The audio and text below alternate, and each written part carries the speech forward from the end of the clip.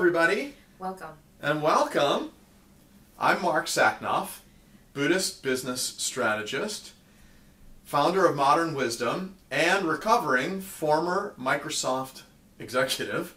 And I'm here with Enmei Mangels, world-renowned intuitive, and we're here for our first Wisdom Wednesday. So Enmei, do you want to introduce yourself? Thank you. I'm Enmei Mangels, and I'm so delighted to live the life my soul intended. I get to work with some wonderful clients worldwide that are in entertainment, in powerful positions in their companies, entrepreneurs and realtors, and people just like you. And we're so happy to be together with you today. Today we're going to talk with Enmei about trends and about troubles and also about hope in today's confusing world. And so I wanted to ask Enmei if she had any opening words about what's going on at this point in the world in 2018.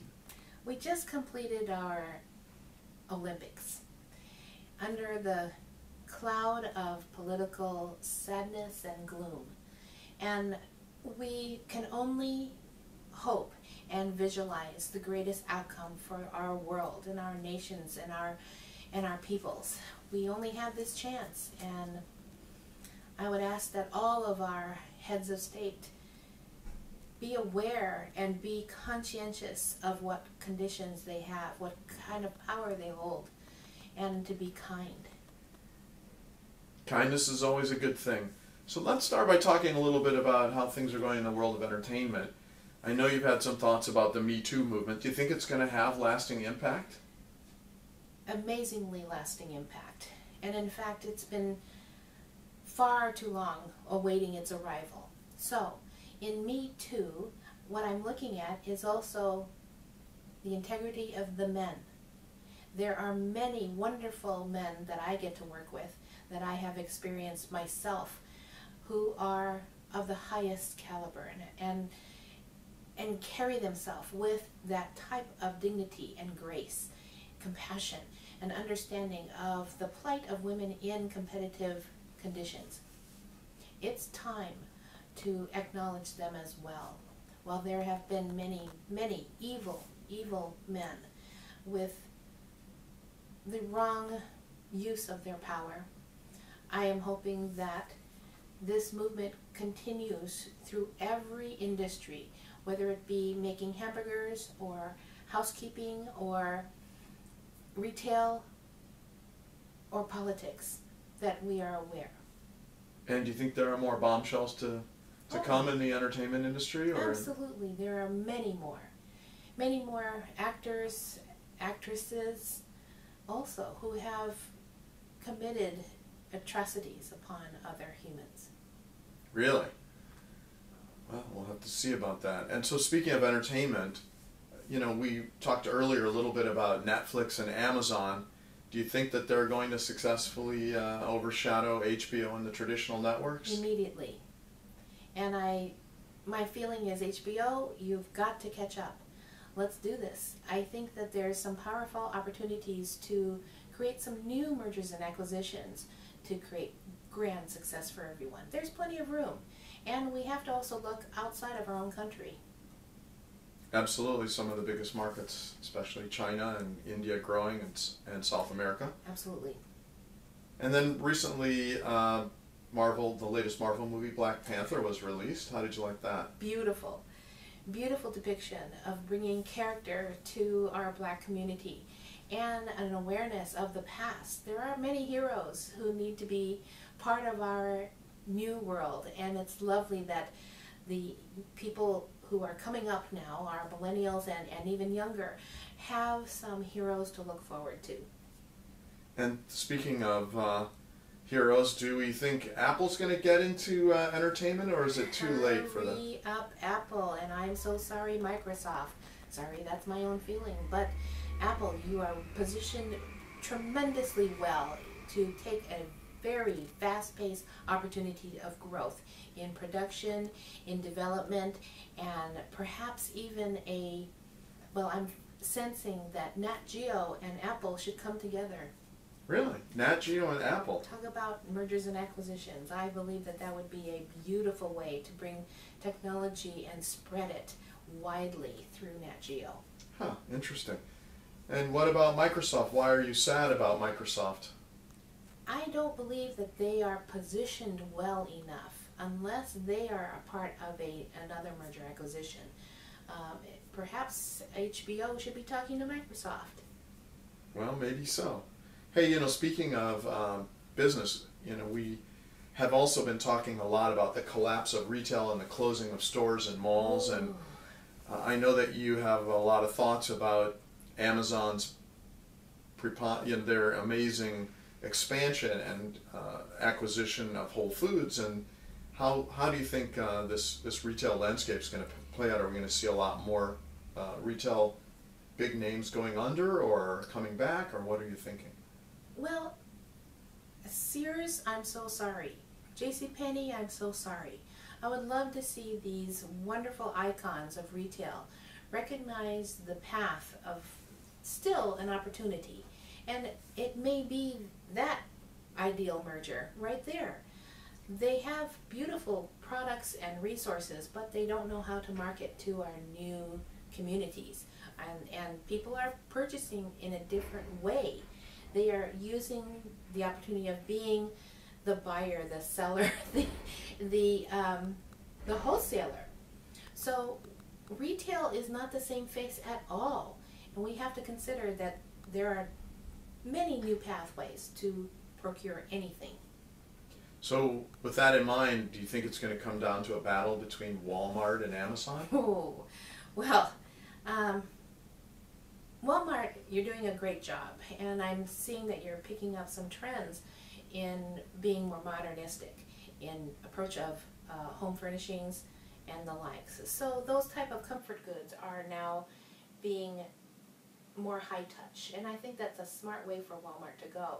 Perhaps that's something that Amazon does not want to do. Amazon can take care of the bulk of many other day-to-day products that we may need, including medicines, which I think that would be the smartest pathway for pharmaceuticals to work. Really? So you think Amazon should get in the prescription drug business? Absolutely. Really? Absolutely, and hurry. It is our wicked wholesalers right now that are perhaps causing a tremendous condition of our heroin overdosing, because there's no way to control where this merchandise is going. And I'm afraid that wholesalers are creating purchase orders and drop shipping them into unknown destinations that are beyond our control.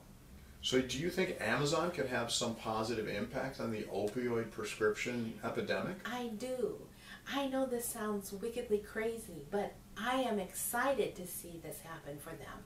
I am really hoping that they will work with our World Health organizations throughout the world to see how they can help control this epidemic. Wow, really? How interesting. And speaking of Amazon, do we think that Amazon will continue to be a big player in entertainment as well, or do you see Amazon's... Please do. Do you think they'll acquire a traditional studio, or... Well, there's a big studio that's up for grabs right now that starts with a big W. Really? Yeah, man, because he really fucked up his life, I'm so sad to say. There are some properties that can be utilized and maybe improved upon. But yes, Amazon, position yourself for massive opportunity here. Interesting. Hey, let's move on to other topics in technology. Driverless cars. I know that you are concerned about driverless cars. It seems that Tesla and Google, Apple, other major companies as well as car companies are looking at driverless taxis or trucks and driverless trains. Are you excited about this, hopeful, scared, freaked out? I'm behind the seat of my own Acura and I'm scared to death myself. Look, I just heard about the possibility of pilotless planes, that there might be a pilot in the cargo hold. Lovely. I think we still need our humans behind the wheel. There are some parts that are intuitive that may not be an AI issue yet, artificial intelligence. While artificial intelligence is being developed more and more, I think we're missing that intuitive sense. So I am concerned about the future of that. I don't want my grandma getting in one of those cars. Not yet. Not yet. And speaking of changing the economy, the gig economy, there's also talk about the elimination of cashiers, and cashiers seem to be the entry level and one of the largest entry level job positions, not just for young people coming out of school, but also for folks across a wide age span. Do you think that the auto cashier is, or the cashless economy is going to replace cashiers in the next couple of years, or are we farther out on that? There will be a cashless economy. That, I believe, is on its way in.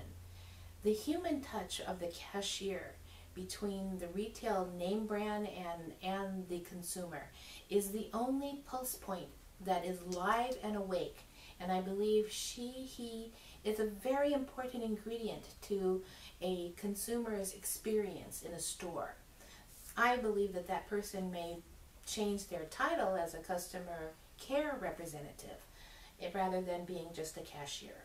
So in other words, you're thinking stores like Nordstrom's or REI that have very high touch, that have personal shoppers, that have a very hands-on experience, versus the Amazon walk in, nobody there, grab what you want, walk out, no exchange with any other human.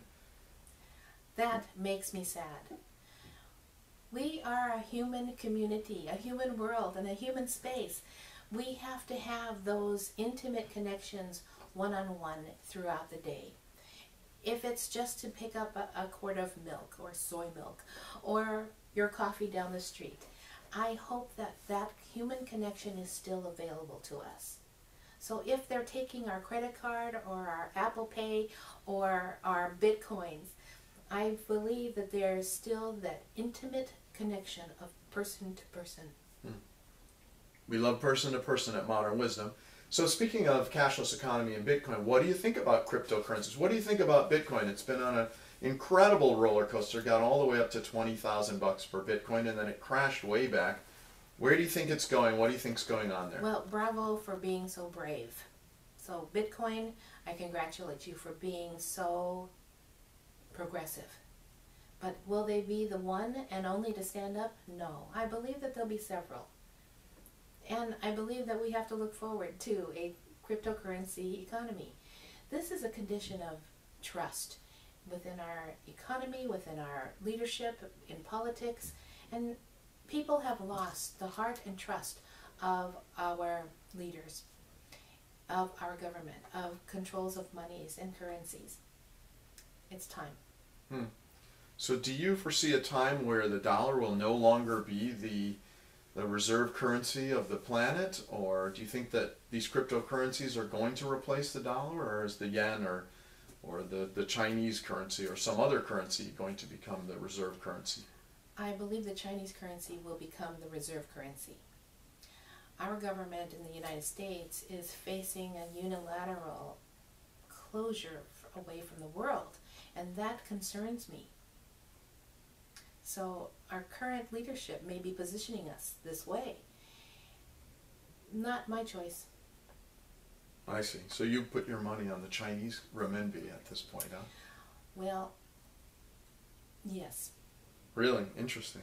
All right, let's change topics for a second and talk about another social issue that's got on a lot of people's, that's gotten a tremendous amount of attention due to recent school shooting tragedy, and that's gun violence. And so do you think that life-saving gun control is going to be, possible this time? Do you think that the response of students and young people is going to be a game changer? Or do you think that the status quo is going to push them back down and things will continue going on with bloodletting due to these kind of continuing tragedies? The sad part of my intuitive hit on this one is that I am feeling that it will take years to get to a livable and healthy solution for our children and our schools, for any environment, really. It is dreadfully sad that a child can get their hands on any kind of weapon of mass destruction easier than they can carry a bottle of water through the airport. And there is no one watching that. There's no one holding accountable what kind of things are being held in backpacks or in your closet or in your locker. It's too easy. My other concern is how weapons are created, and that they can be computer generated without even going to a store.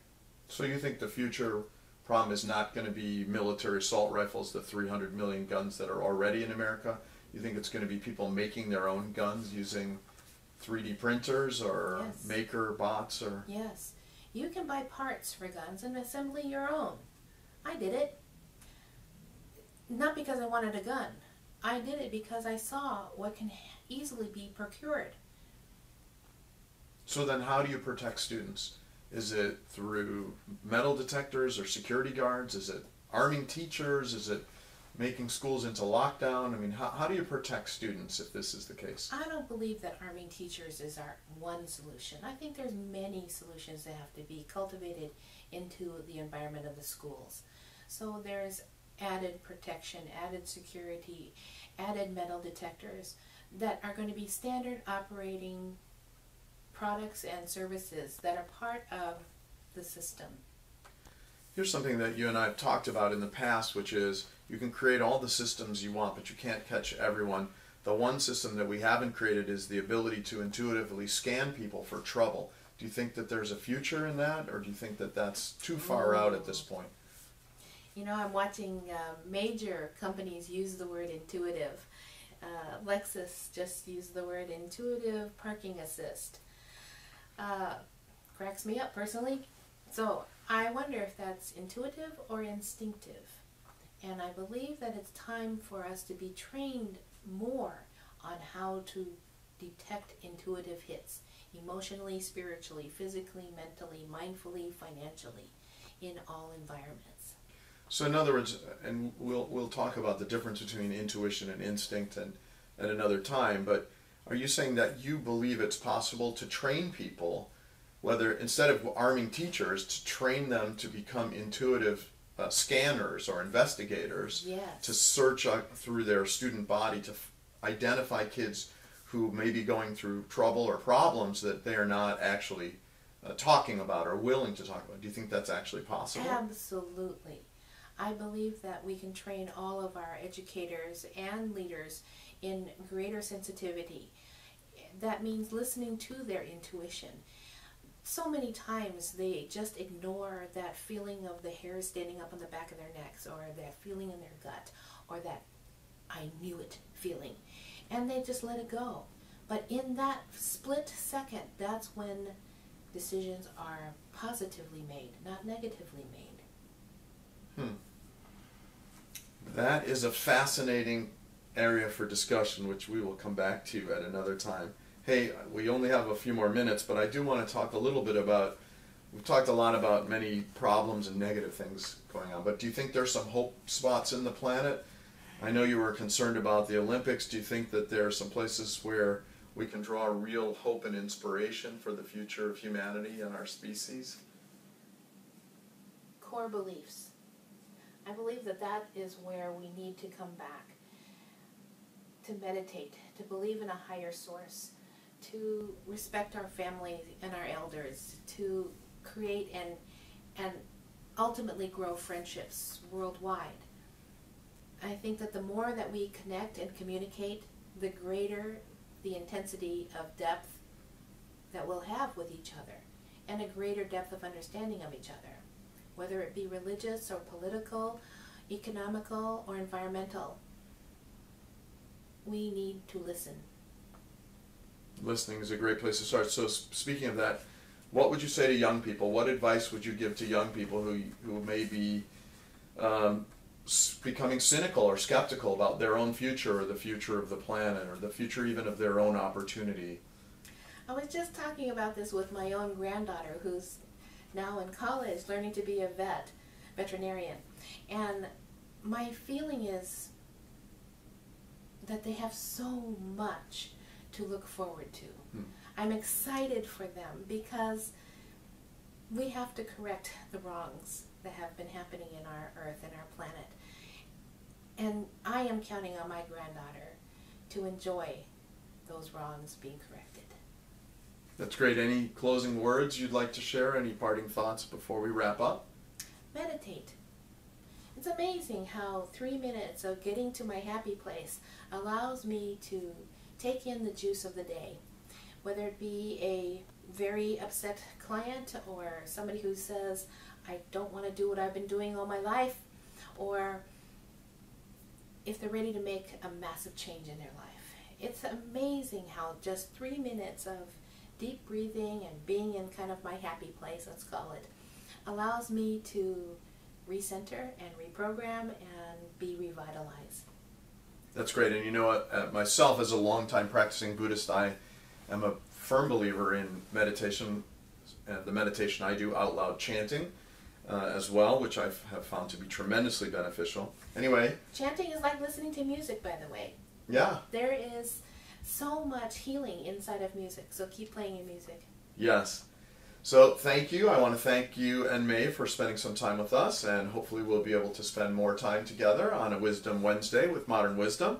I just want to close by reminding everyone that Modern Wisdom Leadership Institute, we're advisors, strategists, and trainers to enlighten leaders and to those seeking more wisdom and more enlightenment and fulfillment in their work and in their life. So thank you so much, and we'll see you again.